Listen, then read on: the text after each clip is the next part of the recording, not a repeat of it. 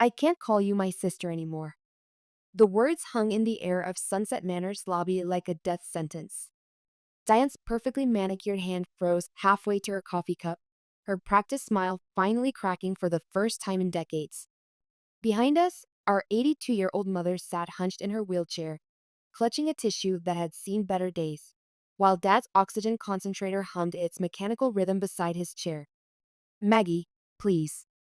Diane's voice carried that familiar tone, the one that had convinced hundreds of investors to hand over their life savings, the one that had persuaded our parents to mortgage their golden years for a beautiful lie. But I was done listening. At 58, I'd finally learned the difference between family and enablement, between love and manipulation. The FBA badge in my purse felt heavier than all the years I'd carried my family's financial burdens, heavier than the decades of being the responsible daughter while my sister played the charming destroyer. The lobby's artificial fireplace crackled behind us, its fake flames dancing over Diane's face as two federal agents approached our table. She looked smaller somehow, diminished without her usual armor of designer clothes and confident lies. The woman who had once convinced a room full of Seattle investors to fund a non-existent wellness retreat now sat in a Target sweater, her hands shaking as she reached for her purse. "Ma'am, you need to come with us," Agent Martinez said quietly, showing his badge to the curious residents who had gathered to watch our family drama unfold in their peaceful sanctuary. This was how it ended, I thought. Not with screaming or violence, but with the quiet collapse of carefully constructed lies in a senior living facility that smelled of disinfectant and broken dreams. But to understand how we arrived at this moment, I need to take you back 6 weeks, to a Thanksgiving dinner that changed everything. Flashback 6 weeks earlier. Thanksgiving. It started, as family disasters often do, over Mom's mediocre pot roast. "We have wonderful news," Mom announced that Thanksgiving evening, her voice bright with the kind of excitement I hadn't heard since she discovered QVC home shopping 20 years earlier. She squeezed Dad's hand across their worn oak dining table, the same one where I'd done homework as a child, where we'd celebrated countless holidays and weathered family storms that seemed insignificant compared to what was coming. Dad managed a weak smile that didn't reach his eyes. I recognized that look. It was the same one he wore when Diane convinced them to cash out their retirement fund for her revolutionary organic smoothie franchise, the one that lasted 6 months. But something else was different in Dad's eyes that evening. A wariness I'd seen creeping in over the past few months, especially when Diane launched into her business pitches. At 85, Dad had developed a way of listening that wasn't quite listening, a survival mechanism I recognized from my own interactions with my sister. "Let me guess," I said, stabbing a potato with my fork. The cranberry sauce was from a can, the stuffing slightly burned at the edges, details that usually would have bothered my perfectionist mother, but seemed forgotten in her excitement. "Diane's starting another business? A luxury spa concept?" Diane practically bounced in her chair. At 55, she had perfected the art of looking both sophisticated and approachable, a skill that served her well in her chosen profession, though I wouldn't understand the full scope of that profession for weeks yet. Her auburn hair was perfectly styled despite the November humidity, her makeup flawless even after a day of cooking with Mom.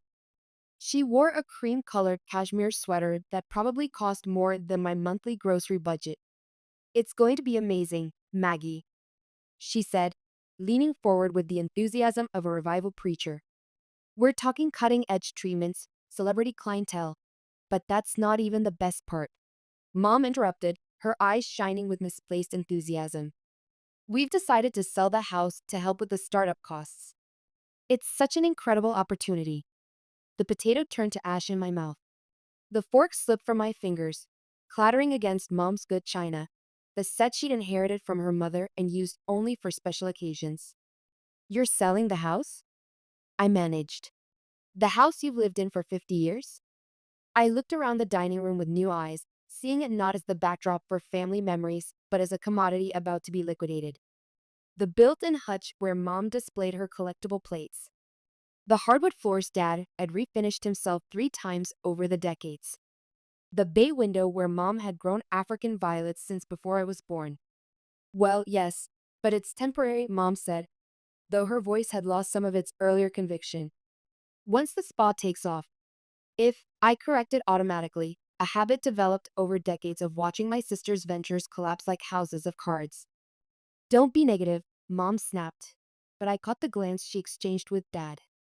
For just a moment, uncertainty flickered across her features like a candle flame in a drafty room. Anyway, we've worked it all out, Mom continued, her voice taking on that forced brightness she used when she was trying to convince herself as much as anyone else. We'll stay with you for a month or two while we look for a new place. Your apartment has that spare room you use as an office.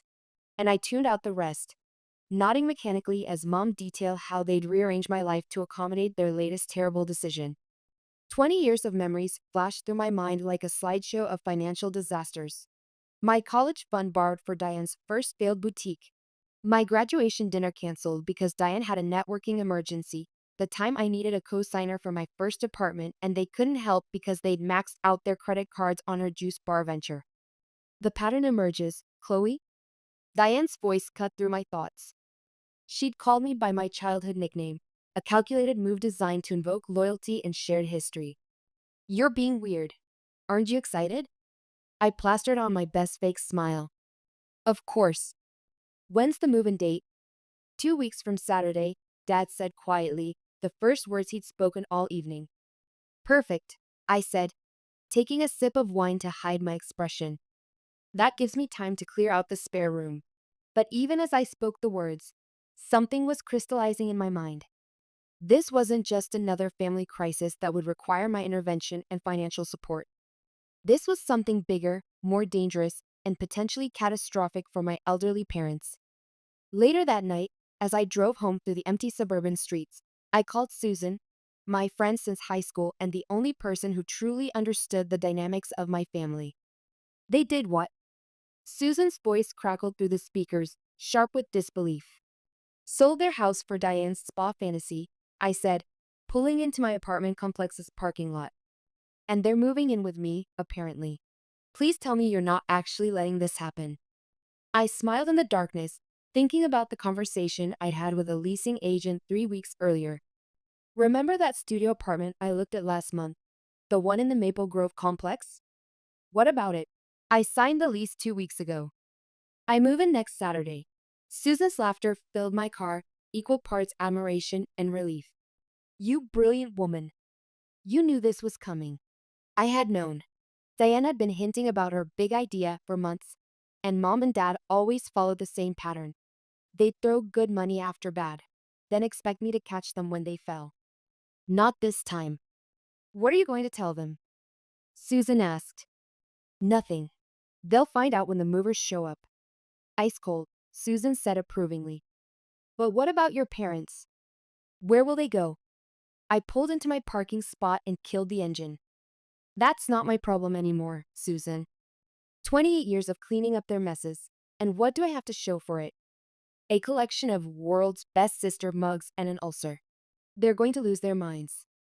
Probably, I said, grabbing my purse and heading for the elevator. But here's the thing. I'm done being the family's safety net. They want to bet everything on Diane's latest scheme? Fine. But they can do it without my spare room and my savings account. At the apartment, the Discovery. The elevator dinged, and I stepped out onto my floor. In my apartment, a stack of moving boxes waited in the corner. I'd been secretly preparing for this moment for weeks. I walked to my desk and pulled out the lease paperwork for my new place, running my fingers over my signature. My phone buzzed. A text from Mom. Can't wait to help decorate your office. Diane has so many great ideas. I didn't reply. Instead, I opened my laptop and pulled up the spreadsheet where I'd been tracking every dollar my parents had borrowed over the years. The total made me wince even now, but soon it wouldn't matter. In 9 days, I'd be gone, leaving them to face the consequences of their choices without me as their backup plan. The phone buzzed again. This time it was David, my ex-husband. Hey, we need to talk about Diane's new business. There's something you should know. I closed my eyes and let out a long breath. Of course David was involved, because this family drama needed one more complicated layer. But that was tomorrow's problem. Tonight, I had packing to do. Over the next few days, I found myself paying closer attention to details I'd previously overlooked during my weekly visits to help my parents with groceries and household tasks. Their kitchen, usually stocked with practical staples, now contained expensive organic products that cost 3 times as much as their usual brands. The refrigerator was full of exotic juices and supplements promising everything from increased energy to improved cognitive function. Diane brought these. Mom explained when I asked about a $90 bottle of something called Vitality Elixir. She says they're part of the wellness regimen she's developing for the spa. We're like test subjects. She said it with the enthusiasm of someone who felt privileged to be included in something important, not someone who was being systematically conditioned to accept expensive products as normal and necessary. In Dad's home office, I found stacks of glossy brochures for various investment opportunities, real estate developments in emerging markets, cryptocurrency mining operations, rare metal trading schemes. All promised extraordinary returns with minimal risk, and all bore the same professional-looking logo: Serenity Springs Investment Advisors. When did Diane become a financial advisor? I asked Dad, holding up one of the brochures. He looked confused for a moment, then defensive. She's been studying investment strategies for months. She says traditional financial advisors don't understand the opportunities available to seniors in today's market. The brochure was beautifully designed, with testimonials from satisfied clients and charts showing projected returns that would have made Bernie Madoff blush. But when I looked closer at the fine print, I found addresses that didn't exist and phone numbers that led to voicemail boxes with generic messages. The warning call: 3 days before my planned move, David called. My ex-husband's voice carried the nervous energy I remembered from our divorce proceedings 5 years earlier. The tone he used when he knew he'd done something wrong but wasn't sure how much trouble he was in. "Maggie, we need to talk about Diane's business," he said without preamble. "We don't need to talk about anything, David," I replied, but something in his tone made me pause. Despite our failed marriage, David wasn't a bad man, just weak in ways that had made living with him impossible. I helped her put together the investor presentation, he continued quickly. "The numbers. Maggie, the numbers don't add up. The business plan she showed your parents is different from the one she's showing other investors."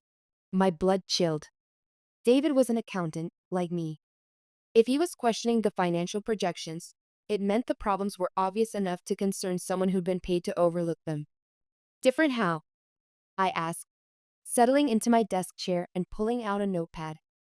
"Your parents think they're getting 40% returns in 6 months. The other investors were promised 15% over 3 years. And Maggie." He paused, and I could practically hear him choosing his words carefully. "The property she claims to have leased for the spa? I drove by there yesterday. It's a vacant lot." I sank back in my chair, the implications hitting me like a physical blow. This wasn't just another poorly planned business venture. This was systematic fraud, carefully constructed to extract maximum money from victims while providing plausible deniability for my sister. "How long have you been working with her?" I asked. "About 2 months. She said she needed help with the financial projections for her business plan. The money was good, and I thought it was legitimate. The initial plans looked solid, maybe optimistic, but not impossible. It wasn't until she asked me to create multiple versions that I started getting suspicious." Multiple versions. Of course. Diane was sophisticated enough to understand that different victims required different lies. Our elderly parents needed the promise of quick, high returns to overcome their natural caution about risking their life savings. Younger investors required more conservative projections that looked professionally responsible. "David, I need you to send me everything you have. All the documents, all the projections, everything." "I can't do that. Client confidentiality. Client confidentiality doesn't apply to fraud." I cut him off. "And if you don't help me stop this, you're going to be an accessory to the financial destruction of 2 elderly people who trusted their daughter." The silence stretched long enough that I wondered if he'd hung up. "There's more," he finally said. "The equipment orders she's been showing your parents? The companies she claims to be ordering from? Half of them have been out of business for years. The other half have never heard of Serenity Springs Spa. The documentation." David sent the files that night. dozens of documents that painted a picture of fraud so comprehensive it took my breath away. I spread the papers across my dining room table, feeling like an archaeologist uncovering evidence of an ancient civilization built entirely on lies. The first set of documents were the business plans Diane had shown to potential investors. Serenity Springs Spa and Wellness was presented as a modest but promising venture offering traditional spa services with a focus on senior clients. The financial projections were conservative, 15% annual returns, with most profits reinvested in expansion over the first 3 years. The second set of documents were what she'd shown our parents. The difference was staggering. Where the investor version promised modest returns, the family version projected explosive growth. Where the professional version allocated funds for equipment and marketing, the family version showed money flowing directly to investor bonuses and family partnership dividends. But the third set of documents made me physically nauseated. These were internal spreadsheets, tracking not potential profits but potential victims. Each elderly prospect was listed with their estimated net worth, their known medical conditions, their family relationships, and their psychological vulnerabilities.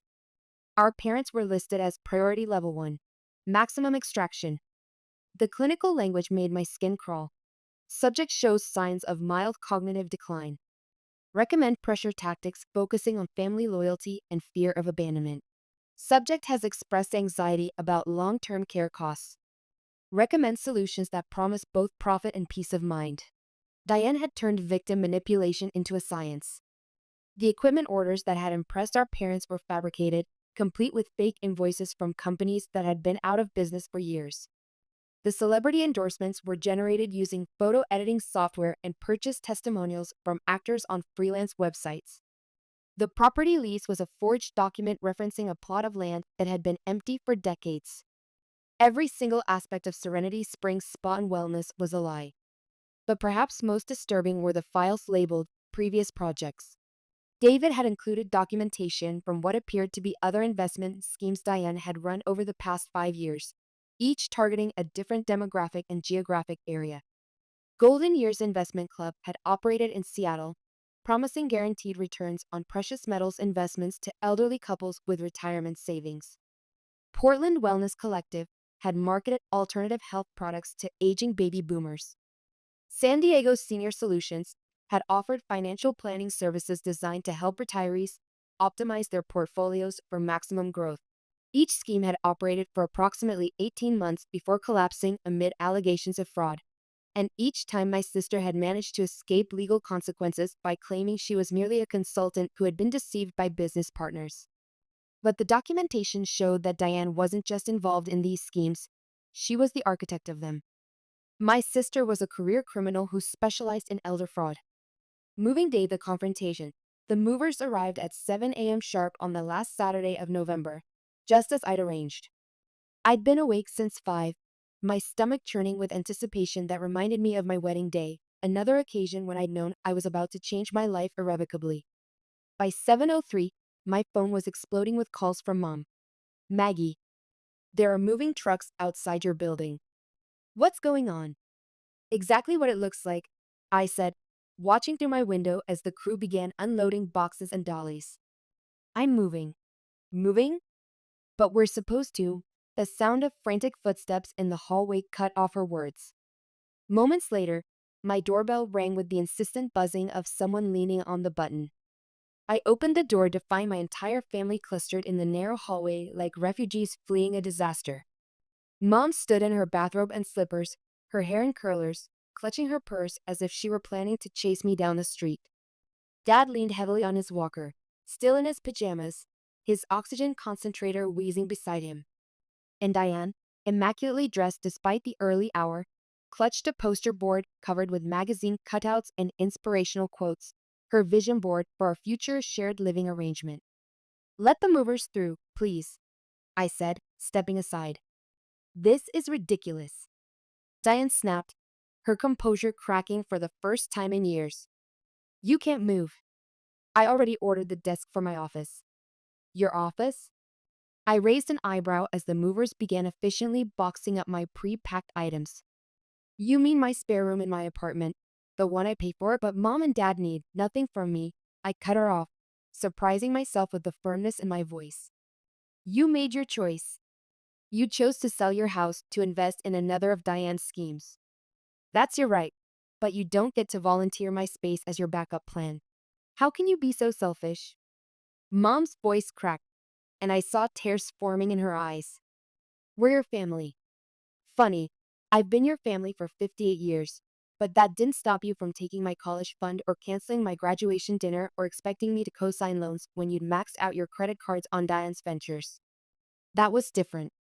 Diane interrupted. Those were investments in our future. No, I corrected her. Those were investments in your future, at my expense, every single time. Dad finally spoke, his voice quiet and defeated. Where are we supposed to go? For a moment, my resolve wavered. Then I remembered all the times he'd stood by silently while Mom and Diane steamrolled over my life, and the documents David had sent me showing the true scope of what Diane was planning. That's not my problem anymore, I said, handing the movers another box. You should have thought about that before selling your house. This is about David, isn't it? Diane's voice turned nasty. You're just jealous because he's helping with my business now. I laughed, and the sound surprised even me. Trust me, David is the least of my concerns, though you might want to ask him about those different versions of your business plan. Diane's face went white. What different versions? Dad asked sharply. What is she talking about? I walked to my desk and pulled out the manila folder I'd prepared for this moment. The business plan she showed you promising 40% returns? It's different from the one she's showing other investors. The property she supposedly leased for the spa? It's been vacant for 20 years. The equipment orders? Half the companies went out of business before she ever contacted them. I spread the papers across my coffee table like a dealer laying out cards. But the best part, Mom, is this. I pulled out the victim assessment sheets. Diane's been profiling elderly investors, including both of you. You're listed as priority level 1. Maximum extraction. Dad reached for the papers with a shaking hand. As he read, his face went through a series of emotions: confusion, recognition, and finally, devastating understanding. It says here that I show signs of mild cognitive decline, he said quietly. That you should use pressure tactics focusing on family loyalty and fear of abandonment. Mom snatched the paper from his hands, her eyes moving frantically across the clinical language that reduced her to a set of vulnerabilities to be exploited. This can't be real, she whispered. Diane wouldn't. Diane has been running investment scams for at least 5 years, I continued relentlessly. Seattle, Portland, San Diego, always targeting elderly victims, always disappearing before the authorities catch up. The only difference this time is that she's targeting her own family.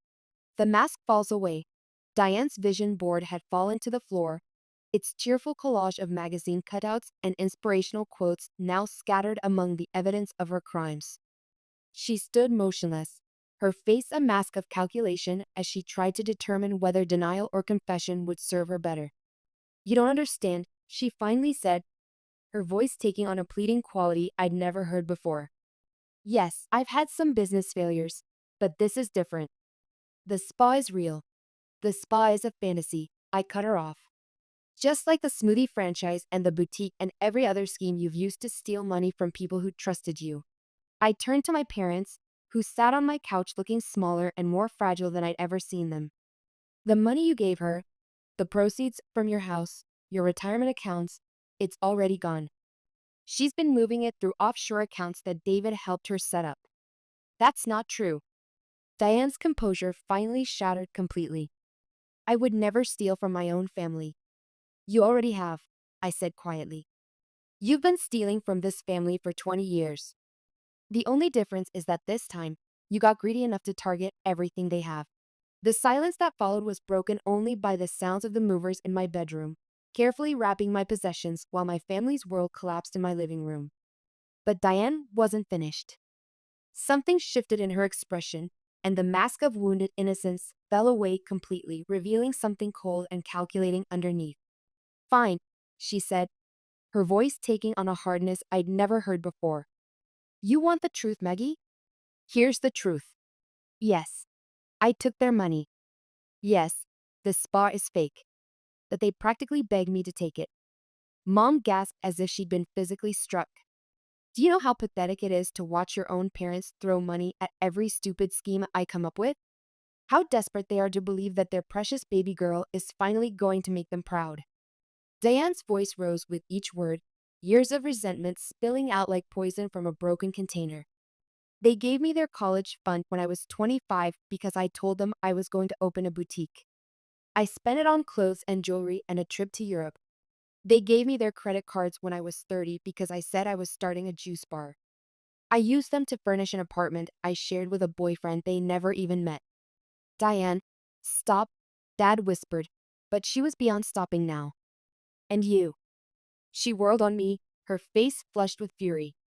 Perfect Maggie with your perfect job and your perfect little apartment and your perfect moral superiority.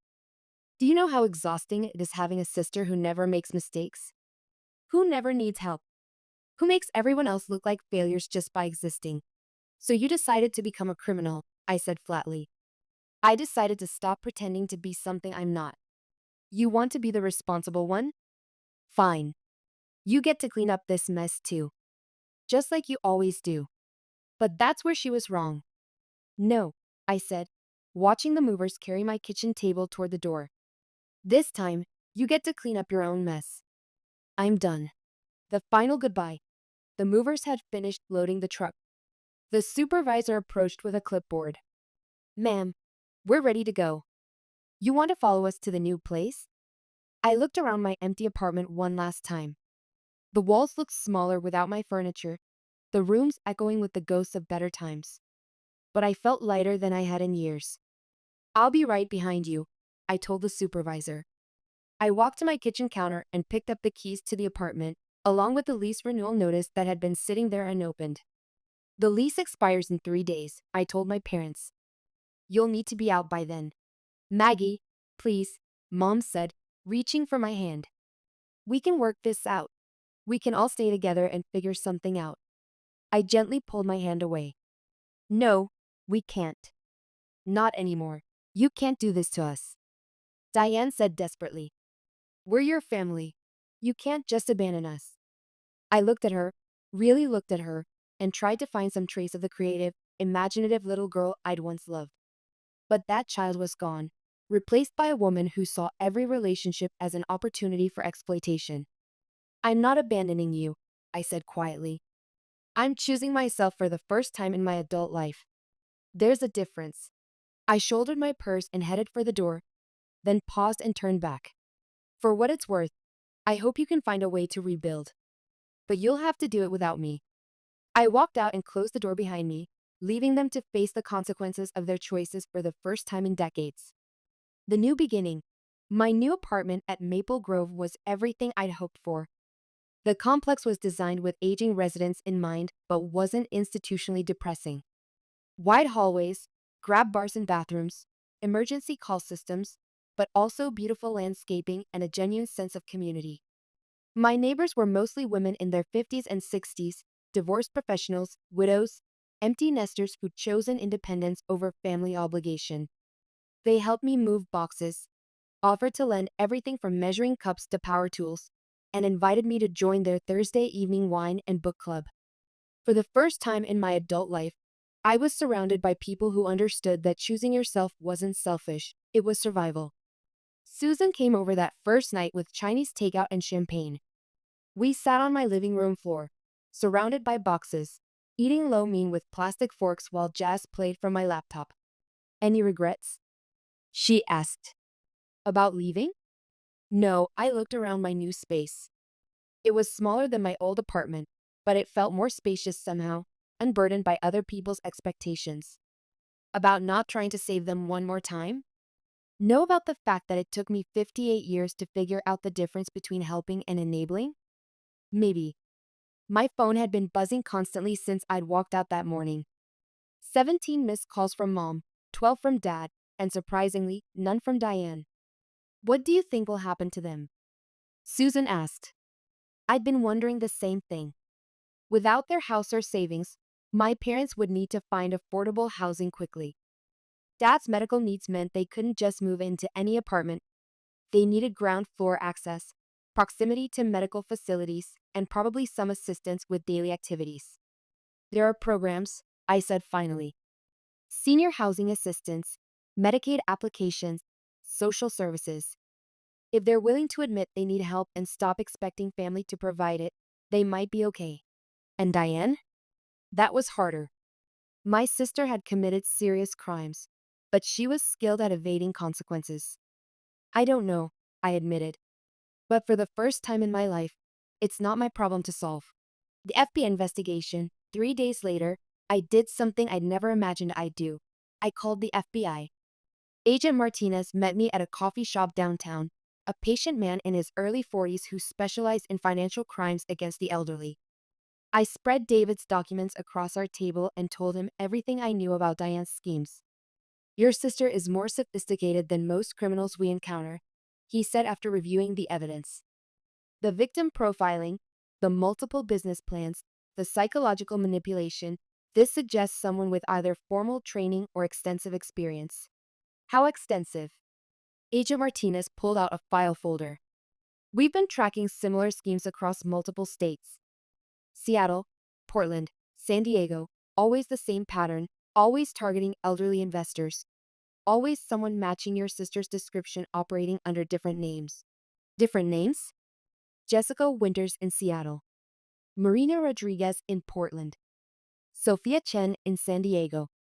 All variations of your sister, all running the same cons, all targeting families first before expanding to outside investors.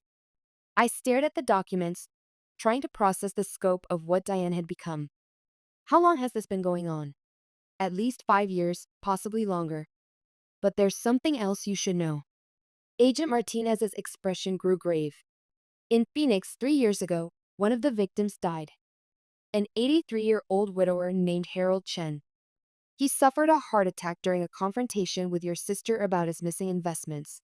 He showed me a photograph of an elderly Asian man with kind eyes, standing in a garden. Mr. Chen was a retired engineer, lived alone since his wife died, very isolated. Your sister spent months building a relationship with him, convincing him she was like the daughter he'd never had. When he discovered she'd stolen his entire pension fund, the stress killed him. I felt the blood drain from my face. You're saying my sister killed someone? Not directly. But the family believes the stress of discovering the fraud contributed to his death. We're investigating whether criminal charges are appropriate. The room felt like it was spinning. I gripped my coffee cup and tried to reconcile this information with the sister I'd grown up with. Yes, Diane had always been manipulative, but this suggested a level of calculated cruelty I hadn't imagined she was capable of. We think your sister is planning to flee the country, Agent Martinez continued. We've identified several suspicious financial transactions over the past month, money being moved to accounts in countries without extradition treaties. She's going to get away with it again. Not necessarily. We've frozen the accounts we know about, and we're working with international partners to track others. But we need to find her before she disappears completely. Agent Martinez leaned forward. We think she might try to contact your parents. Criminals often make the mistake of reaching out to family when they're under pressure. If she does, we need to know immediately. The parents struggle. I called my parents that evening for the first time since moving out. Mom answered on the first ring, her voice carrying hope and weariness in equal measure. Maggie? Oh, honey, I'm so glad you called. I'm not calling to reconcile, I said quickly. I'm calling because the FBI contacted me about Diane's case. They think she might try to reach out to you. The silence that followed was broken by the sound of Dad picking up an extension. We're both here, Maggie, he said, his voice sounding older than I remembered. What do you mean, the FBI? I told them about my meeting with Agent Martinez, about the pattern of fraud across multiple states, about Harold Chen's death. I tried to keep my voice clinical, but it was impossible to hide my own shock at discovering the true extent of my sister's crimes. There was a death. Mom's voice was barely a whisper. An elderly man in Phoenix. Diane stole his entire pension fund, and when he confronted her about it, he had a heart attack. But that's not murder, Dad said, though he sounded like he was trying to convince himself. Dad, she specifically targeted him because he was lonely and vulnerable. She spent months building a fake relationship with him, also she could steal his money. When that kind of betrayal kills someone, it's not an accident, it's a consequence. More silence. I could hear them breathing, processing, trying to reconcile the daughter they'd raised with the criminal the FBI was describing. Where are you staying? I asked.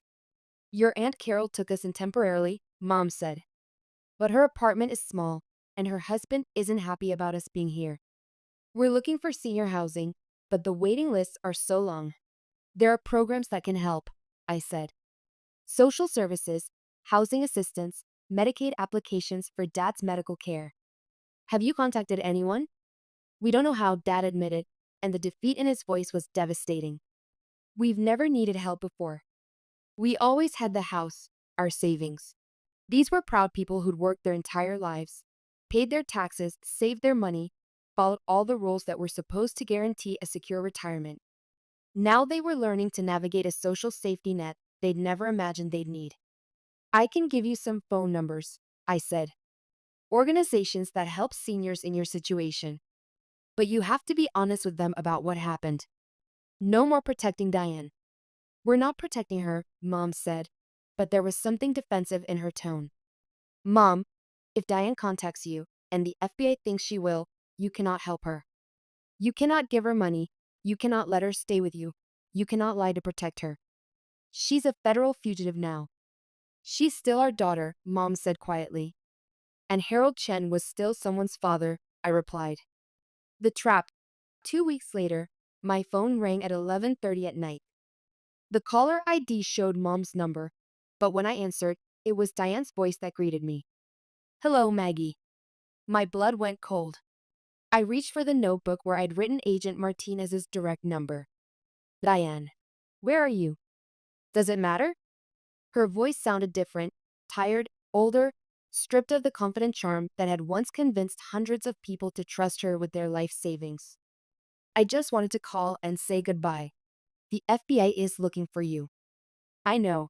They've been very thorough. Frozen bank accounts, canceled credit cards, passport flagged at every border crossing.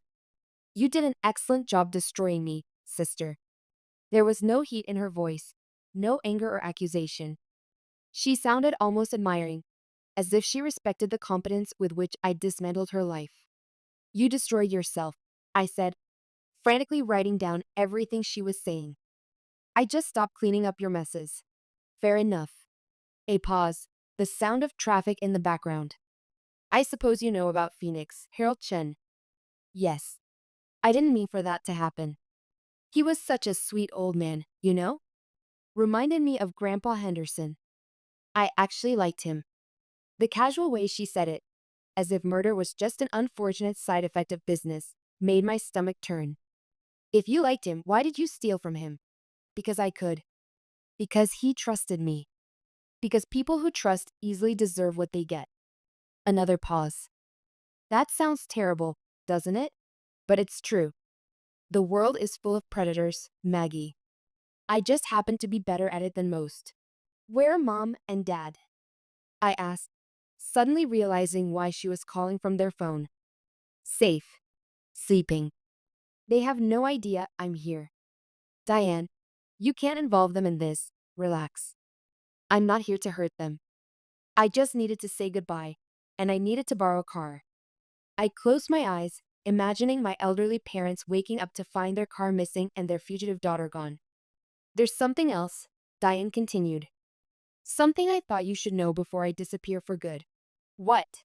David never sent you those documents voluntarily. I paid him to give them to you. The room started spinning. What are you talking about? The business plans, the victim profiles, all the evidence that convinced you I was running a fraud? I had David create fake versions specifically for you to find. I wanted you to think you were exposing me. I sank into my desk chair, trying to process what she was saying. That doesn't make sense. Why would you want to be exposed? Because I needed a way out that didn't look like I was abandoning Mom and Dad. If their responsible, ethical daughter discovered my crimes and turned me in, then I was the victim of family betrayal rather than a criminal fleeing justice. It's much better for my reputation in certain circles. Your reputation? International fraud is a small community, Maggie. Word gets around about who can be trusted to deliver results and who gets caught because they're sloppy. Being exposed by law enforcement looks like incompetence. Being exposed by family looks like bad luck. I stared at my notebook, at all the careful documentation I thought represented my own detective work. So the FBI investigation is entirely real. The crimes are real, the evidence is real, the charges are real. I just made sure you'd find enough evidence to guarantee that the investigation would happen. But why involve me at all? Because someone needed to take care of mom and dad after I left. Someone needed to make sure they understood what had happened and why. Someone needed to be the responsible one, like always. The manipulation was so elegant, so perfectly calibrated to my own psychology that I felt sick.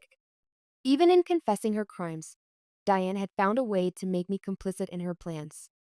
"You're insane," I whispered. "I'm practical. Mom and dad are old and confused and completely helpless without someone to manage their lives. You're responsible and competent and pathologically unable to abandon family members in need. It was always going to be you cleaning up this mess, Maggie. I just made sure you'd have all the information you needed to do it properly." The line went quiet except for the sound of her breathing and distant traffic. "I have to go," she said finally. "Take care of them, okay? And Maggie? Try not to be too angry." This was always how it was going to end. The line went dead. The aftermath. I sat in my apartment, staring at my phone, trying to understand what had just happened. Every decision I thought I'd made independently, moving out, cooperating with the FBI, refusing to enable my parents, had been manipulated by my sister as part of an elaborate escape plan. She'd used my own psychology against me, turning my desire to be responsible and ethical into a tool for her own purposes. Even in destroying her, I'd been dancing to her tune. But then I looked around my apartment at the life I'd built for myself, at the peace and independence I discovered. Whether Diane had manipulated my initial decisions or not, the results were real. I was free. I was safe. I was no longer responsible for cleaning up anyone's messes but my own. I picked up my phone and called Agent Martinez. He arrived within an hour, accompanied by other agents and a technician who began working on tracing the call. "The call came from your parents' landline," he confirmed. "Local police are checking on them, but your sister's probably long gone by now. She said she was borrowing their car. We'll put out a bolo alert, but she's smart enough to switch vehicles quickly." I recounted the conversation, including Diane's revelation about manipulating the evidence. The agents exchanged meaningful looks that suggested they'd encountered this level of sophistication before. "The documents your ex-husband provided," Agent Martinez said. "You're saying your sister arranged for you to receive them?" "According to her, yes. She wanted me to discover her crimes and report them." "That's unusually sophisticated," one of the other agents said. "Most criminals try to avoid detection. Your sister isn't most criminals," Agent Martinez replied. My phone rang. Dad's number, his voice shaky with exhaustion. "Maggie? The police are here. They're saying Diane was in our apartment, that she took Carol's car. Are you and Mom okay?" "We're fine. We never woke up. But the police are asking questions about where she might go, and we don't know anything. We barely even know who she is anymore." The defeat in his voice was absolute. These were people who'd believed they understood their own family, only to discover that one of their children was a stranger capable of horrors they couldn't have imagined. "Dad, you need to understand something. Diane is gone.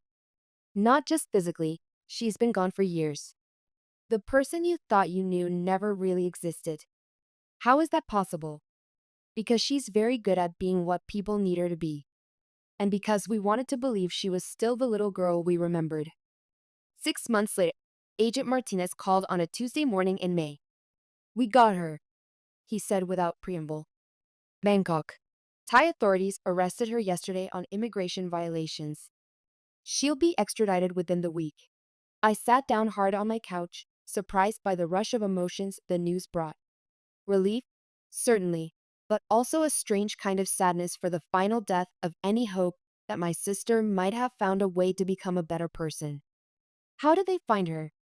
She made the classic mistake, tried to run the same con in a country where she didn't understand the local power structures, targeted the wrong person's grandmother, and suddenly the police became very motivated. Even in her downfall, Diane had remained true to form, clever enough to evade international law enforcement, but ultimately undone by her inability to resist exploiting elderly victims. What happens now? Arraignment, trial preparation, probably media attention. Are you ready for that? I looked around my apartment at the stable, peaceful life I'd built. In a few months, that peace would be disrupted by court dates and testimony and media coverage as Diane's case became a cautionary tale about elder fraud. I'm ready, I said. I called my parents to let them know before they heard it on the news. Mom cried, not from sadness, but from relief that the uncertainty was finally over. Dad was quiet before saying, I hope she finds some peace now. It was such a fundamentally decent response from a man who'd been financially destroyed by his own daughter that I had to fight back tears. My parents had slowly rebuilt their lives in subsidized housing. Social Security and Dad's modest pension weren't enough for luxury, but they covered basic needs. The complex provided community and support services. Most importantly, they learned to make decisions based on reality rather than dreams someone else was selling them. Mom had joined a book club. Dad was teaching basic accounting to other residents. They discovered they were perfectly capable of taking care of themselves without the constant chaos of Diane's schemes.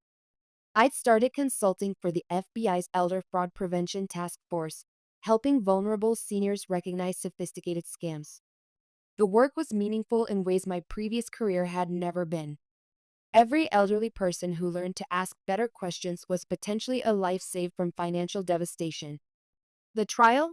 Diane's trial began in September, with media coverage that turned our family's destruction into a cautionary tale about the dangers of financial elder abuse. I testified for 2 days, explaining the psychological manipulation techniques she'd used and the devastating impact on our family. Seeing her in court was surreal.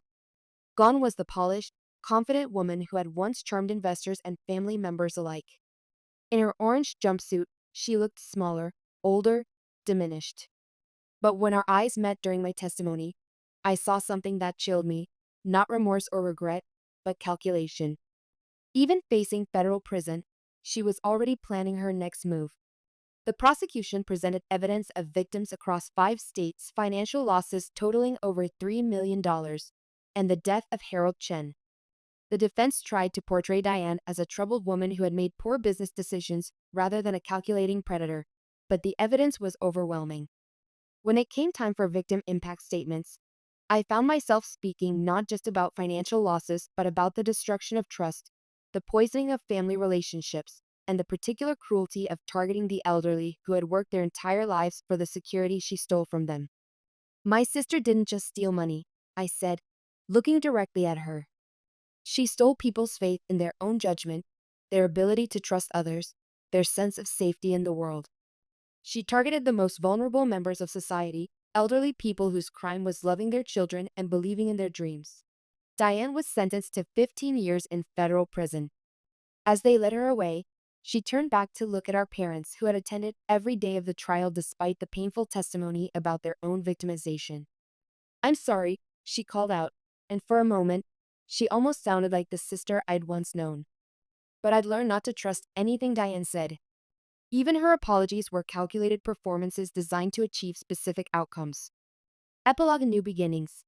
The evening after Diane's sentencing, I sat on my balcony with a glass of wine, watching the sunset paint the sky in shades of orange and pink. My phone buzzed with a text from Susan. How are you feeling? Free, I typed back. Finally, completely free. It had taken me 58 years to learn that choosing yourself isn't selfish, it's necessary. That boundaries aren't walls designed to keep love out, but foundations designed to keep chaos from undermining everything you've worked to build. My parents and I had found a new equilibrium. I visited them weekly, helped with medical appointments and financial planning, but on my terms and with clear boundaries. They'd learned to appreciate the difference between support and enabling, between helping and sacrificing yourself for others' poor choices. The work with the FBI had led to a consulting business helping families recognize and prevent elder fraud. I'd spoken at senior centers across 3 states, trained social workers and bank employees to spot the warning signs, and helped law enforcement understand the psychology behind these crimes. Every elderly person who learned to ask better questions, demand verification, and trust their instincts was a victory against predators like my sister. My phone rang. A number I didn't recognize. Ms. Henderson? This is Patricia Williams from the National Elder Justice Initiative. We've been following your work with the FBI, and we'd like to discuss a position with our organization. We're looking for someone to head our family education program. I smiled, thinking about the trajectory that had brought me here, from enabler to advocate, from victim to victor, from someone who cleaned up other people's messes to someone who helped prevent those messes from happening in the first place. I'd be very interested, I said. As darkness fell over Maple Grove, I could hear the sounds of my neighbors settling into their evening routines. Normal sounds of normal lives, lived according to their own values rather than other people's emergencies. Somewhere in federal prison, my sister was probably already working on the charm offensive that would convince her next cellmate or guard that she was the victim of a terrible misunderstanding. Somewhere in subsidized housing, my parents were learning to find joy in simple pleasures they'd ignored while chasing impossible dreams. And I was here, in my own space, with my own life, finally understanding that the most radical thing you can do is refuse to participate in your own destruction. The story wasn't over. There would be appeals, media interviews, and probably more families who needed help understanding what had happened to them. But my story of liberation was complete. I'd learned to choose peace over drama, boundaries over obligation, and my own well-being over the impossible task of saving people who didn't want to be saved. Some endings aren't about justice or forgiveness or redemption. Sometimes they're simply about walking away from destruction and choosing to build something better in the space that remains. I raised my wine glass to the sunset. To being done, I whispered. The words carried on the evening breeze. A promise to myself and a farewell to the woman I'd once been, the one who'd smile and nod while others drained her resources like vampires in designer clothes. In the distance, I could hear laughter from the community center where the Thursday night book club was meeting. Tomorrow I would join them, bringing my own opinions and experiences to discussions about stories written by people who understood that sometimes the bravest thing you can do is choose yourself. It was the most beautiful sound I'd ever heard. It's mine. The house is legally mine. The words hung in the air like a death sentence. I watched my family's faces transform, confusion melting into shock, shock crystallizing into horror. The engagement party's festive chatter died as if someone had cut the power to the entire ballroom. My sister Vicky's champagne glass slipped from her fingers, shattering against the hardwood floor. The sound echoed through the sudden silence like gunfire. That was 3 months ago. Today, I'm standing in my new condo, boxes still half unpacked, watching the morning sun paint golden streaks across walls that finally belong to me, really belong to me. No secrets, no lies, no family obligations masquerading as love. But let me start from the beginning. Let me tell you how Margaret Bennett, the invisible daughter, finally learned to be seen. Flashback 8 years earlier, the night everything began. The garage smelled of motor oil and desperation. I found Dad there at 2 a.m., surrounded by foreclosure notices spread across his workbench like tarot cards predicting doom. I've lost everything, he whispered without looking up. His voice was hollow, scraped raw. The business, our savings, the house. How do I tell your mother? Robert Bennett had spent 30 years building Bennett Construction from a two-man operation into the most respected contractor in our county. The 2008 financial crisis didn't just wound him, it eviscerated everything he'd worked for. Clients defaulted, projects vanished overnight, and suddenly a man who'd never missed a mortgage payment in his life was staring at bankruptcy. I was 44 then, recently divorced, running my small accounting firm with the methodical precision that had always made my family dismiss me as reliable Maggie. They had no idea that reliability was about to become their salvation. What if you don't have to tell her? I heard myself say. Dad's head snapped up. His eyes were red-rimmed, older than I'd ever seen them. What do you mean? I picked up the foreclosure notice. 90 days. That's all we had. What if we find another way? Present-day Helen's office, You've been carrying them for 8 years, Helen Rodriguez said, reviewing the stack of documents I'd brought to her law office. Every mortgage payment, every repair, every tax bill. And they still don't know? Helen had been my closest friend since law school, mine at business, hers at law. She understood numbers the way I did, but she also understood people in ways I was still learning. They think Dad's insurance covered everything, I admitted. The furnace replacement, the roof repair, the property taxes during COVID. I've been working overtime for almost a decade just to keep them afloat. Helen set down the deed transfer documents. Her expression was carefully neutral, lawyer face, I called it. Maggie, what you did.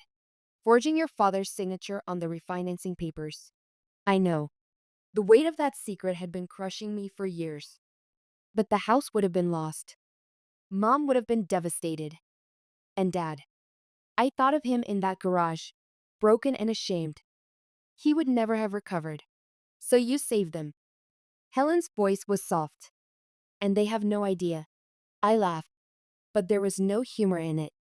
This morning, my mother called to tell me they're meeting with a real estate agent. They want to sell their house to pay for Vicky's wedding. Flashback 6 months earlier. Dorothy's selective memory. Margaret, darling, could you be more careful with those dishes? They're my grandmother's china. I bit back the response that wanted to escape, that I'd been the one to pay for the insurance that protected her precious china when a pipe burst last winter. Instead, I dried each piece with the reverence Dorothy Bennett demanded, watching her flutter around the kitchen like a queen surveying her domain. At 75, my mother retained the imperious bearing of someone born into what she called proper society. The Worthington family had money once, old Charleston money that bought respect and social position. That money was long gone, but Dorothy's expectations weren't. Vicky's bringing someone special to lunch today, she announced, adjusting a flower arrangement that probably cost more than most people spend on groceries. A gentleman friend. Even at 48, Vicky was still Dorothy's baby girl. The daughter who'd been blessed with the Worthington beauty, blonde hair that caught light like spun gold, blue eyes that could make men forget their own names. For 20 years, Vicky had drifted from one failed venture to another. Modeling that never quite took off, an esthetician's license that gathered dust, a beauty salon that closed within 18 months. Each failure was followed by the same pattern. Vicky would arrive at the family home in tears. Dorothy would make soothing noises and open the checkbook, and I would quietly cover whatever expenses they couldn't handle. I hope he appreciates what a treasure our Vicky is, Dorothy continued. She's been through so much disappointment. Disappointment. That's what we called Vicky's inability to hold a job, maintain a relationship, or take responsibility for anything in her adult life. Meanwhile, I'd built my accounting firm into a 15-employee operation, owned my own home, and somehow still had time to subsidize my family's delusions. But I was the disappointment because I'd never married again after my divorce 8 years ago. Because I wore practical clothes and sensible shoes. Because I chose financial security over whatever romantic fantasy Dorothy thought I should be chasing. Present day the Sunday lunch announcement 5 carats. Vicky squealed, bursting through the front door with her usual sense of timing. Can you believe it? 5 perfect carats. The diamond on her finger caught the afternoon sunlight streaming through the dining room windows, sending rainbow fractals dancing across the walls. It was a beautiful ring, probably worth more than most people's cars. Marcus is absolutely perfect, Vicky gushed, allowing our parents to examine the ring like archaeologists studying a precious artifact. He's an investor, very successful. He says nothing less than perfection would do for his princess. I watched Dad's face carefully. Robert Bennett had learned to school his expressions over the years, but I knew the signs. The slight tightening around his eyes when money was mentioned, the way his fingers drummed against his coffee cup when stress built up. He'd been having those episodes more frequently lately, especially when Dorothy went on spending sprees. We should start planning immediately, Dorothy declared, her voice taking on the commanding tone she'd inherited from generations of Worthington women. Something befitting the occasion. The Worthington name has a reputation to maintain. Actually, Vicky said, settling into her usual chair with feline grace. Marcus and I were thinking of the Harbor Club. They have this incredible ballroom that overlooks the water. My blood went cold. The Harbor Club was old Charleston elite, the kind of place where wedding receptions started at $50,000 and climbed rapidly from there. The Harbor Club? I managed to keep my voice level. That's substantial. Don't worry about the money. Dorothy waved her hand with aristocratic dismissal. We'll simply tap into the house equity. It's practically paid off anyway. The lies we tell ourselves. The house that was practically paid off because I'd been making every payment for 8 years. The equity they planned to tap belonged to me, legally and morally, though they had no idea. Besides, Vicky added with a smirk that reminded me why I'd spent most of our childhood avoiding her. Some of us chose careers that actually provide value to society. Not everyone can be an accountant. There it was. The casual dismissal that had defined our relationship for 48 years. Vicky, the golden child whose beauty and charm made her special. Maggie, the reliable workhorse whose contributions were invisible until they weren't there. Flashback the decision. 8 years ago. The laptop screen glowed in my kitchen at 3 a.m., illuminating the mortgage refinancing application that would change everything. Dad's signature wasn't hard to forge. I'd watched him sign my school forms, my graduation documents, countless birthday cards over the years. His handwriting was as familiar to me as my own. I told myself it was temporary, just until his business recovered, until he could get back on his feet. I'd transfer the deed back once things stabilized. But things never stabilized. Dad's depression deepened with each failed job interview, each contract that went to younger competitors. Mom's spending actually increased, as if maintaining appearances could somehow restore what they'd lost. And Vicky. Vicky just continued being Vicky, beautiful and useless and completely dependent on parents who could no longer afford to support her. So the temporary arrangement became permanent. The house payments became my responsibility. The repairs, the taxes, the insurance, all quietly handled by the invisible daughter who never asked for credit or recognition. Present day, the confrontation builds. We're thinking of a destination wedding too, Vicky continued, oblivious to the tension building around the table. Maybe Tuscany. Marcus has connections there. A destination wedding. On top of the Harbor Club reception. I calculated rapidly. Airfare for the family, accommodations, event costs. We were looking at over $200,000, easily. That sounds wonderful, darling, Dorothy cooed. We'll make it work somehow. Dad remained silent, but I saw his knuckles whiten around his coffee cup. He knew.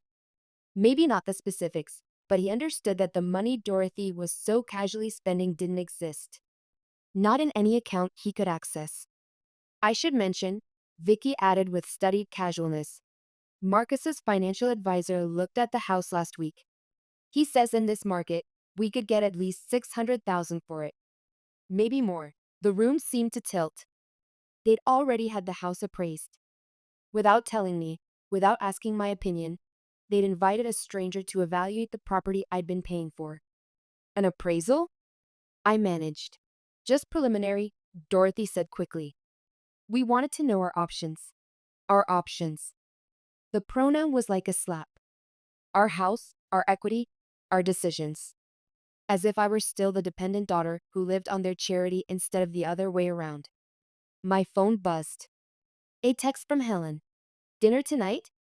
I have news about the deed situation. I should go, I said, standing abruptly.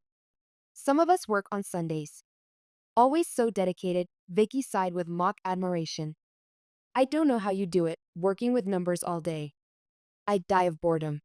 I paused at the dining room door, looking back at my family seated around the antique table I'd helped save from creditors 8 years ago. They'd already dismissed me, their attention focused entirely on Vicky's ring and wedding plans. Actually, I said quietly, I find numbers very revealing. They don't lie, unlike people. Present day Helen's revelation. The deed transfer is ironclad, Helen assured me over dinner that evening. Whatever ethical concerns we might have about how you obtained it, the legal reality is simple. You own that house, free and clear. We were sitting in her favorite restaurant, a small Italian place where the wine was good and the lighting was dim enough for confidential conversations. Helen had changed out of her lawyer's suit into jeans and a sweater. but her expression remained professionally serious. They can't sell it without your permission, she continued. They can't borrow against it. They can't even list it. Any real estate agent who does proper due diligence will discover that Robert and Dorothy Bennett have no legal standing to make decisions about that property. I felt a mixture of relief and dread. Relief that my investment was protected, dread about what would happen when my family discovered the truth. What would you do? I asked. Helen considered the question while twirling pasta around her fork. Honestly, I'd have told them years ago. But I understand why you didn't. Your father's pride, your mother's expectations. She was being diplomatic. Dorothy's expectations were legendary in our social circle. Appearances mattered more than reality. Status trumped honesty. The Worthington name carried obligations that couldn't be discharged by something as mundane as bankruptcy. The question now, Helen continued, is what you want to happen. Do you want to stop the wedding? Do you want to tell them the truth? Do you want to sell the house yourself and give them the proceeds? I want them to see me, I said before I could stop myself. Just once, I want them to see me as something other than reliable, boring Margaret who handles the details while everyone else gets to be interesting. Helen's smile was sad and knowing. Then maybe it's time they learned what those details actually cost. Flashback the pattern. 6 years of invisible support. The roof repair came during the summer when Vicky was posting Instagram photos from her European adventure, 3 weeks in Italy that cost more than most people's annual salary. I wrote the check for $18,000 while watching her stories about vineyard tours and 5-star hotels. The furnace died during the coldest week of February. Dad told everyone his business insurance covered the replacement cost. I worked overtime for 2 months to pay for it. The property taxes during COVID nearly broke me. While Vicky livestreamed her pandemic skincare routine from mom and dad's guest room, I was covering a $12,000 tax bill with money I'd planned to use for my own business expansion. Each time, I told myself it was temporary. Each time, I convinced myself that my family's gratitude and recognition would come eventually. Each time, I was wrong. They didn't see sacrifice. They saw things working out the way they always had. The Bennett family luck, Mom called it. The way problems just seemed to solve themselves around our house. Luck. 8 years of exhaustion, stress, and financial sacrifice, and they called it luck. Present day, the engagement party plans. It's going to be absolutely magical, Vicky gushed over the phone 3 weeks later. We've booked the Riverside Pavilion for the engagement party. You should see the space, Maggie. Floor-to-ceiling windows overlooking the harbor, crystal chandeliers, room for 200 guests. 200 guests. My calculator brain was already running numbers. Venue rental, catering, flowers, photography, music. Conservative estimate, $40,000. For one night. Marcus insists on doing everything properly, Vicky continued. He says his future wife deserves nothing but the best. I wondered if Marcus had any idea how the best was being financed. Did he know about the house appraisal, the equity calculations, the casual way my family was spending money that didn't actually belong to them? Of course, we'll need the house sale to go through soon, Vicky added, her tone becoming businesslike.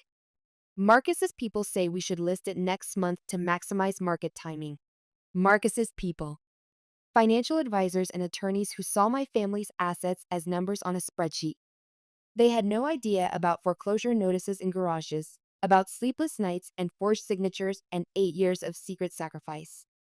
Has Dad spoken to a real estate agent yet? I asked carefully. Oh, you don't need to worry about those details, Vicky said with a laugh. Marcus is handling everything. His team knows exactly how to maximize our return. Our return. The possessive pronoun again, as casual as breathing. Vicky had never made a mortgage payment, never paid a property tax bill, never stayed awake worrying about interest rates or market fluctuations. But somehow, it was our return.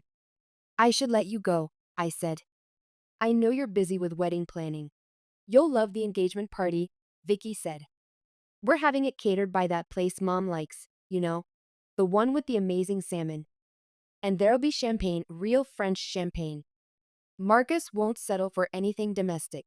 After hanging up, I sat in my office chair for a long time, staring at the framed photo on my desk.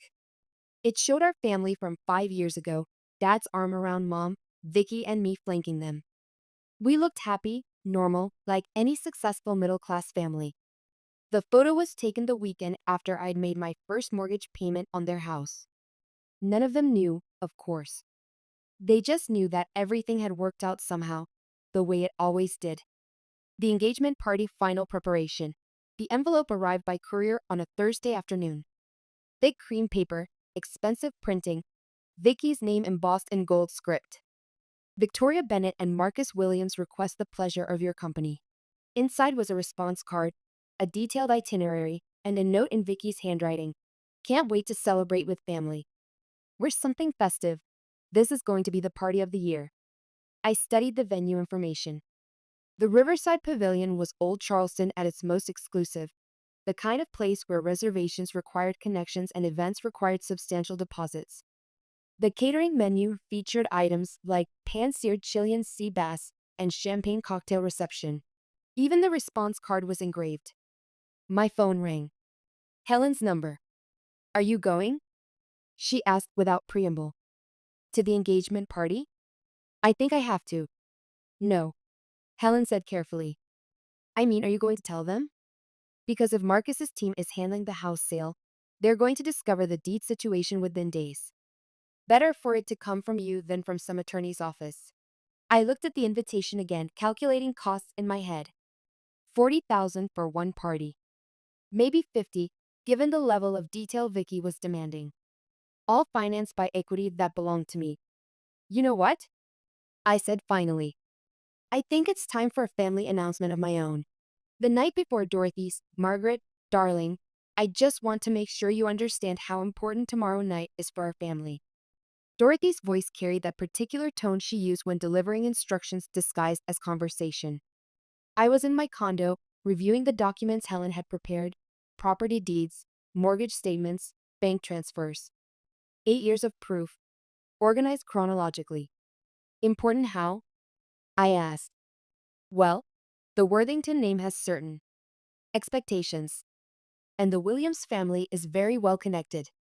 This marriage could open doors for all of us. Doors.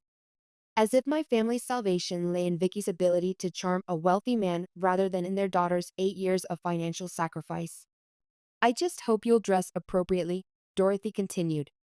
Something festive, something that shows we understand the significance of the occasion. Don't worry, Mom. I'll dress exactly as appropriately as the occasion deserves. There was a pause. Dorothy's social instincts were finely tuned. She'd heard something in my tone that made her nervous. You're not planning anything disruptive, are you? Because this is Vicky's moment, and she's been through so much disappointment already. Disappointment. Again with that word. As if Vicky's failures were things that happened to her rather than choices she made. I wouldn't dream of disrupting anything, I said truthfully. I'm just planning to share some news of my own. The engagement party opening. The Riverside Pavilion glowed like a fairy tale castle as I pulled into the valet parking area. Crystal chandeliers visible through floor-to-ceiling windows, flowers arranged with museum-quality precision. Guests in evening were stepping out of luxury cars. It was beautiful. Objectively, undeniably beautiful. It was also $47,000 of beauty, financed by money my family thought they owned. Maggie. I turned to see my cousin Zoe approaching with her phone already recording. At 25, Zoe had parlayed her social media presence into a career of sorts, events, sponsorships, brand partnerships. She specialized in documenting family gatherings for her followers. You look amazing, she said, zooming in on my dress. That color is perfect on you. I'd chosen carefully. A deep navy dress that was elegant without being flashy, expensive without being obvious. The kind of dress that would look appropriate for any announcement I might make. Thanks. The party looks incredible. Right. Vicky really went all out. The flower budget alone was like, well, more than most people spend on cars. Zoe laughed, not realizing how precisely accurate her statement was. But Marcus said money was no object for his princess. Money was no object. Because it wasn't actually their money. Inside the pavilion, I accepted a glass of champagne from a server and surveyed the crowd. 200 guests, just as Vicky had promised. Family, friends, business associates, people from what Dorothy called our social circle. People who would remember this evening for years to come. Perfect. The speeches begin. Ladies and gentlemen, if I could have your attention, please. Marcus Williams commanded the room with the confidence of a man accustomed to being heard. At 50, he had the polished appearance of someone whose money was old enough to seem effortless, silver at his temples, suit that fit like it had been sewn onto his body, watch that cost more than most people's annual salary. First, I want to thank you all for joining Victoria and me on this special evening, he began, his arm around Vicky's waist. When I met this remarkable woman 6 months ago, I knew I'd found something rare: beauty, intelligence, and a spirit that lights up every room she enters. The crowd murmured appreciation. Vicky glowed under the attention, her 5-carat ring catching the chandelier light. Of course, Marcus continued. I also want to thank Robert and Dorothy Bennett for raising such an extraordinary daughter, and for their generous offer to help make our wedding dreams come true. I felt my jaw clench. Generous offer.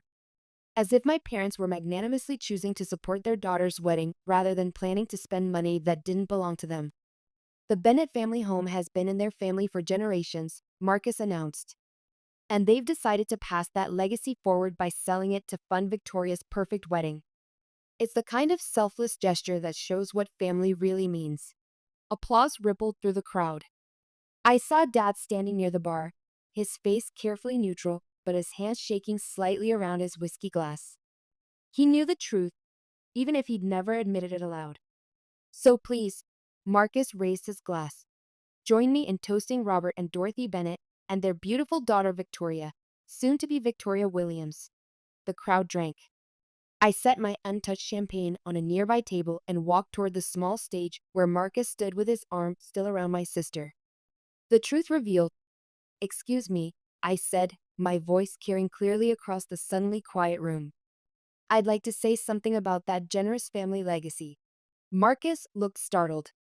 Vicky's smile faltered. Dorothy moved toward the stage with the expression of someone preparing to manage a social crisis. I'm Margaret Bennett, I announced to the room, stepping onto the low platform. Victoria's sister. And I think there's been some confusion about our families. Generosity. Maggie, Vicky hissed. What are you doing? Telling the truth. I reached into my clutch and pulled out the document Helen had prepared. A folder containing copies of every important paper about the house that Marcus just described as our family legacy. I opened the folder, my hands steady despite the adrenaline coursing through my system. The Bennett family home hasn't been in our family for generations, I announced clearly. It's been in my name legally, completely, solely, for the past 8 years. The silence that followed was absolute. Even the servers stopped moving. What are you talking about? Dorothy demanded, her voice sharp with panic. I'm talking about 8 years of mortgage payments, I continued, pulling out bank statements. 8 years of property taxes, insurance premiums, repair costs, emergency expenses. All paid by me, for my supposedly boring accounting business, while everyone assumed that Dad's business insurance or family luck was somehow covering everything. I held up the deed transfer document. I own the house. I have for 8 years. Every payment, every decision, every expense, all mine. And now you want to sell my property to pay for a party. Marcus had gone very pale. His arm dropped from Vicky's waist as he stepped back. That's impossible, Vicky said. But her voice lacked conviction.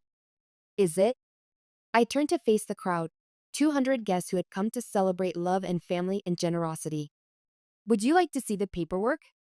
The mortgage statements? The deed with my name on it?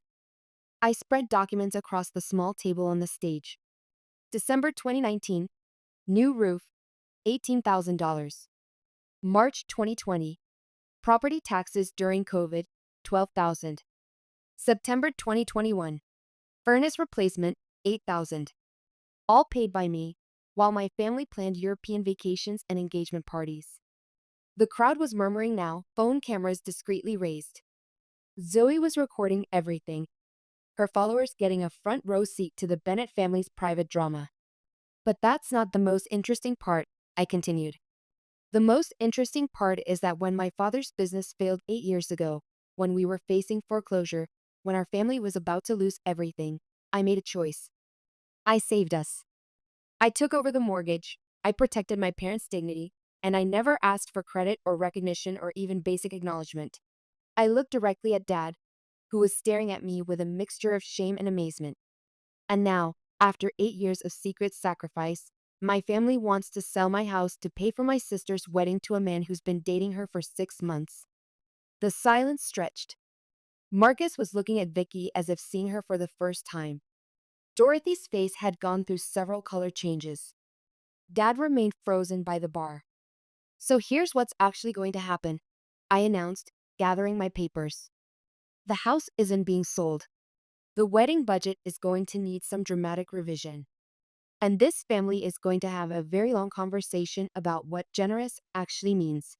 I stepped down from the stage, walked through the crowd of stunned guests, and headed for the exit.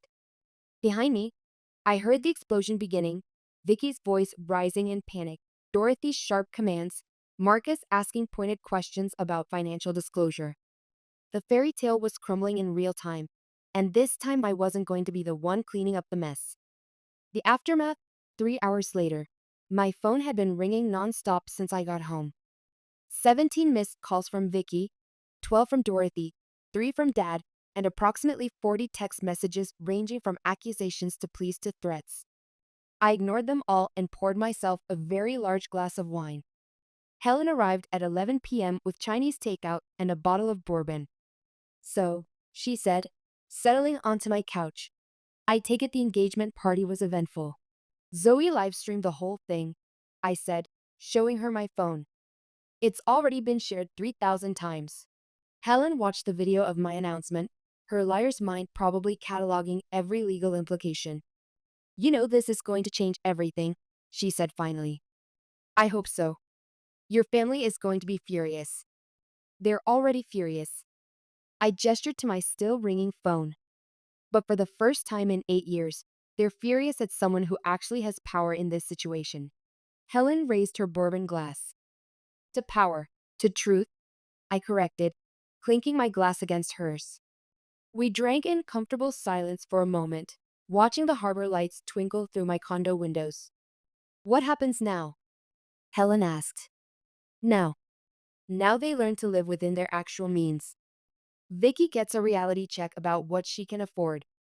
Mom discovers that social status requires actual money, not just expectations. And Dad. I paused, thinking about the look on his face when I'd revealed the truth.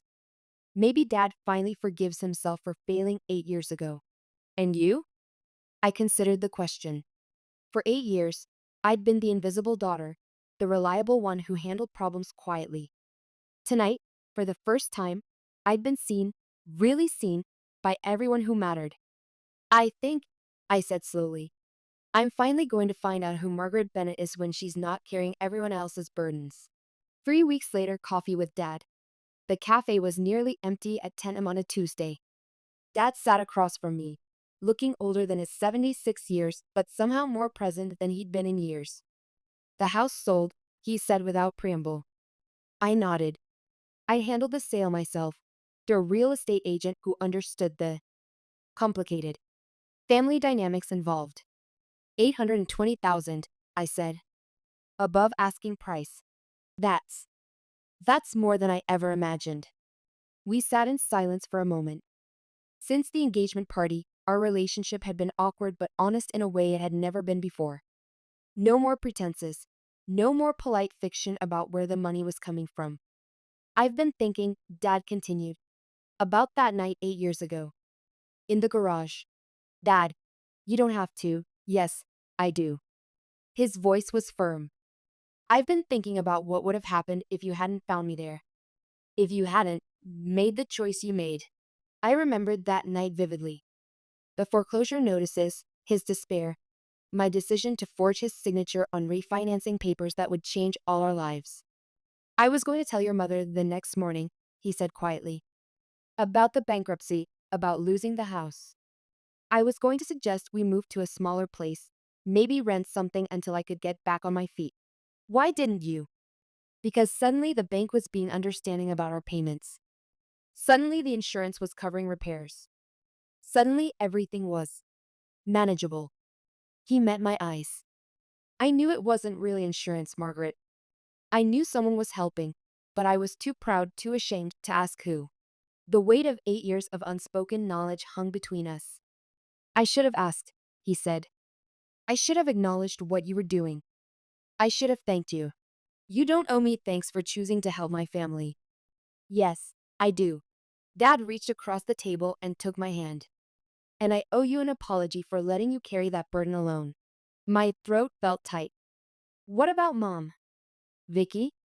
Dad's expression darkened.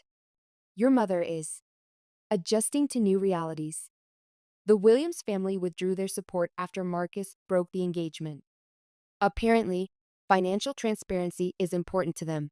I wasn't surprised. Marcus had seemed like the type of man who did thorough research before making investments, and marriage, in his world, was definitely an investment. And Vicky? Vicky is angry.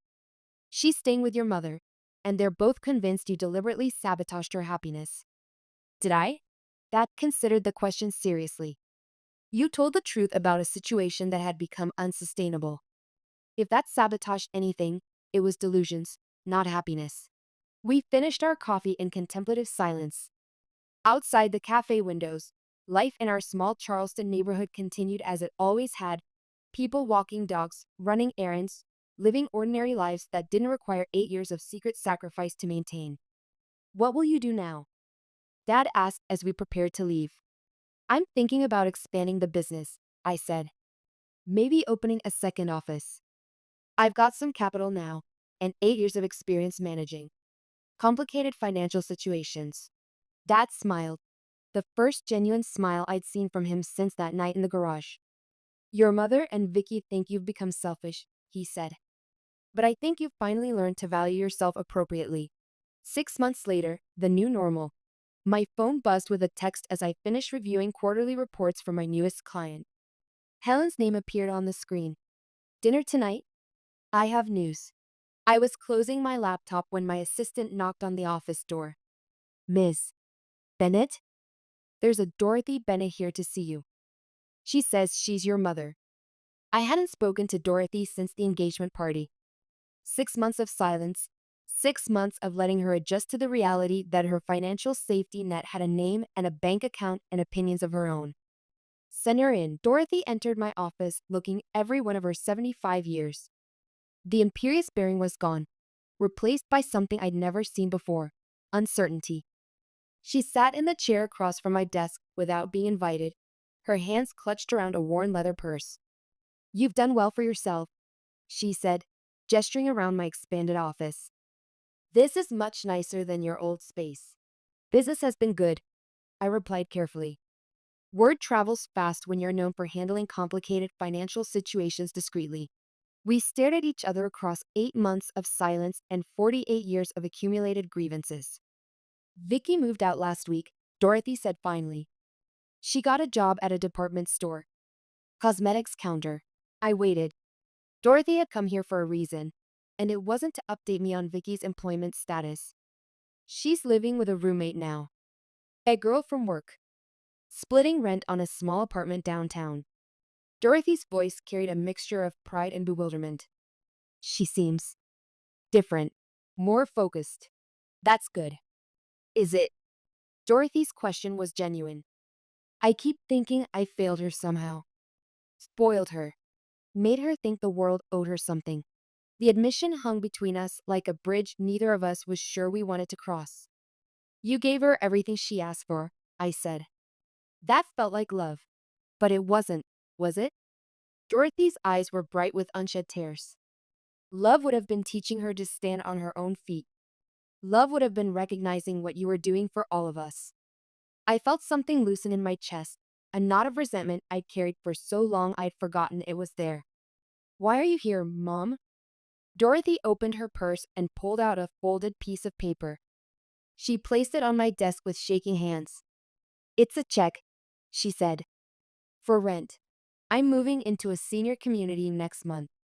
Independent living, but with support services available. I can afford it on Dad's Social Security and my small inheritance from Grandmother Worthington. I looked at the check. It was made out to me for $600. I can't take your house payments back, Dorothy continued. I can't undo 8 years of taking you for granted. But I can start paying my own way now, even if it's just rent to my own daughter. The gesture was small, practically meaningless compared to what I'd spent over the years. But symbolically, you don't have to pay me rent, Mom. Yes, I do. Her voice was firm. I've been living on your charity for 8 years without acknowledging it. I won't do that anymore. I studied my mother's face, seeing her clearly perhaps for the first time. Not the imperious social butterfly or the oblivious spendthrift, but a 75-year-old woman trying to figure out how to rebuild relationships she'd damaged through decades of self-absorption. The senior community has a lovely garden, she said, and there are activities, book clubs, bridge tournaments. I think I might enjoy having friends my own age instead of trying to relive my youth through Vicky's adventures. That sounds good. I was hoping. Dorothy hesitated, then pushed forward with characteristic determination. I was hoping you might visit sometime. Maybe we could have lunch, get to know each other properly. I realize I've spent 48 years assuming I knew who you were instead of actually listening to you. The invitation surprised me. After months of silence, after the public humiliation at the engagement party, I'd assumed Dorothy would never forgive me for destroying her vision of our family's financial stability. I'd like that, I heard myself say. Dorothy's smile was tentative but genuine. Good. I'll call you once I'm settled. After she left, I sat in my office holding the rent check and trying to process what had just happened. For the first time in my adult life, Dorothy had seen me as a person rather than a function. It wasn't an apology exactly, but it was acknowledgement, and maybe that was more valuable. Present day, 1 year later, the book proposal is extraordinary, the publisher said, leaning back in her chair. A memoir about financial family dynamics, women's invisible labor, the psychology of sacrifice. It's exactly what readers want right now. I was in New York, in a Manhattan office 30 floors above the street, discussing something I'd never imagined, turning my story into a book that might help other women recognize their own worth. The working title is The Invisible Daughter, my agent explained. Margaret's story touches on so many contemporary issues: family financial abuse, women's tendency to self-sacrifice, the way society undervalues certain types of work. And the ending? The publisher asked, do you reconcile with your family? I considered the question. In the past year, my relationship with each family member had evolved in different directions. Dad and I had coffee every Tuesday morning. He'd started seeing a therapist about his depression and had even begun doing some part-time consulting work. Not enough to support himself, but enough to feel useful again. Dorothy had indeed moved to the senior community, where she discovered a talent for organizing social events and had made what appeared to be genuine friendships.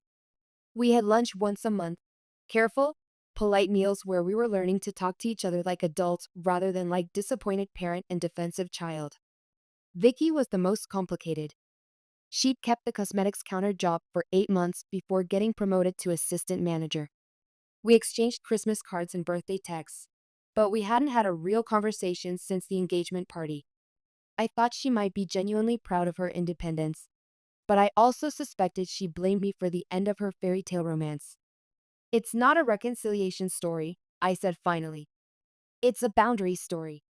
Some relationships can be repaired when people are willing to do the work. Others need to be redefined. And some need to be released with love. The publisher nodded approvingly. That's much more honest than a neat happy ending. The target audience is women who feel invisible in their own families, my agent added. Women who give and give without being seen or appreciated. Margaret's story shows them that they have more power than they realize. After the meeting, I walked through Central Park thinking about power and visibility and the strange journey that had brought me from invisible daughter to published author. My phone buzzed with a text from Helen. How did it go? They want the book, I replied. Publishing next fall. Celebration dinner when you get home? I smiled, thinking about the life I'd built in Charleston. My expanded accounting firm, my relationship with Dad, my friendship with Helen, the small condo that belonged entirely to me. Not the life I'd planned, but the life I'd chosen. Absolutely, I texted back. My treat. Epilogue 2 years after the engagement party. The mail forwarding service sent me a wedding invitation with a Charleston postmark. Expensive paper, elegant printing, a name I recognized. Victoria Bennett requests the pleasure of your company at her marriage to David Chen. I studied the invitation, noting the modest venue, a small historic inn rather than the Harbor Club, and the simple wording that suggested a much more intimate affair than the spectacle she'd originally planned. There was a handwritten note tucked inside. Maggie, I know we haven't talked, but I wanted you to know that David and I are paying for everything ourselves. We both have good jobs now, and we wanted to start our marriage the way we plan to continue it, as equal partners. I understand if you don't want to come, but I hope you know that I finally understand what you tried to teach me. Love, Vicky. I set the invitation on my kitchen counter and considered my options. The safe choice would be to send a polite decline and a generous gift. The complicated choice would be to attend and risk reopening old wounds. My phone rang. Dad's number. Did you get Vicky's invitation? He asked without preamble. Just open it. Are you going? I looked out my window at the harbor view I'd purchased with proceeds from the house sale. A view I could afford because I had finally learned to value my own contributions. I think so, I said. As long as she understands that I'm coming as Margaret Bennett, successful business owner and published author, not as the invisible daughter who cleans up messes. I think she might actually prefer that version of you, Dad said with a chuckle. What about you? Are you going? Your mother and I are going together, he said. As friends. We're not getting back together, but we're learning to be family in a new way. After hanging up, I picked up Vicky's invitation again. The venue was beautiful, but modest. The guest list would be small. The couple was paying their own way and starting their life together as equals. Maybe my sister had learned something after all. I reached for my phone to RSVP yes, then paused to text Helen. Want to be my plus one to a wedding? I promise this one will be much less eventful. Her response came immediately. With you? Nothing is ever uneventful. But yes, I'll come. Someone needs to document your family's continuing evolution. I laughed, thinking about how far we'd all traveled from that Sunday afternoon when the invisible daughter finally learned to speak up. Not every story ended with perfect reconciliation, but some stories ended with something better. Truth, boundaries, and the kind of respect that had to be earned rather than assumed.